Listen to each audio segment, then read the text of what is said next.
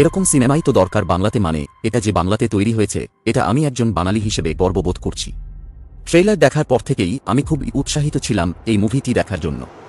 মুক্তি পেয়েছিল যখন হলে কোনো না কোনো কারণে আমার আর যাওয়া হয়নি। আজকে যখন আমি ওটিটি প্ল্যাটফর্ম এই মুভিটি দেখলাম, আমার অনুশোচনা হচ্ছিল যে কেন আমি হলে গিয়া মুভিটি দেখলাম না। এমন মুভি বাংলাতে তৈরি সচরাচর। অনেক অনেক ধন্যবাদ ফিল্মের ডিরেক্টর তথাগত মুখার্জি স্যারকে, পরিচালনায় তথাগত মুখোপাধ্যায়। এই ছবির পরিচালকের সারমেয় প্রেম কারোর অজানা নয়, সেই ভালোবাসারই প্রতিফলন পারিয়া মুভি। সেই কথা নিজের মুখে বলেছেন তথাগত। কুকুরদের বিরুদ্ধের অত্যাচারের খবর পেলেই বরাবর ছুটে যান তথাগত।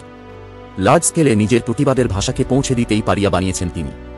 অবলা জীবদেরও যে এই দুনিয়াতে বাঁচার অধিকার আছে তিনি ফিল্মের মাধ্যমে তুলে ধরেছেন। আর রইল নায়ক বিক্রম চ্যাটার্জি এর অভিনয়ের সম্বন্ধে। তিনি পুরো ফাটিয়ে দিয়েছেন এই ক্যারেক্টারে। সোম মুখার্জি ভিলেন মানে একজন কসাইয়ের চরিত্রে অভিনয় করে পুরো ফাটিয়ে দিয়েছেন। পাশাপাশি শ্রীলেখা মিত্র, অঙ্গনা রয়, আম্বারিশ ভট্টাচার্য সবাই নিজের নিজের জায়গাতে 100 ভাগ দিয়েছেন। এক কথা সবকিছু মিলিয়ে মুভিটি একবারে সুপারহিট।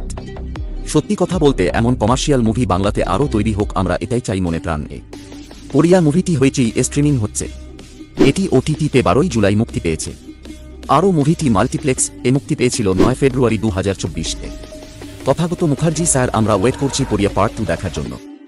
এমন আরও মুভির বাংলাতে রিভিউ শোনার জন্য আমাদের চ্যানেলটিকে সাবস্ক্রাইব করে রাখুন, আর পাশাপাশি বেল আইকনটি প্রেস করে দিন যাতে আমি ভিডিও আপলোড করলেই আপনি সবার আগে পেয়ে যাবেন। ধন্যবাদ রিভিউটি শোনার জন্য। 50 টাকা একটা কুকুরের জীবনে তো আমার কুকুরগুলোকে ছেড়ে দিন।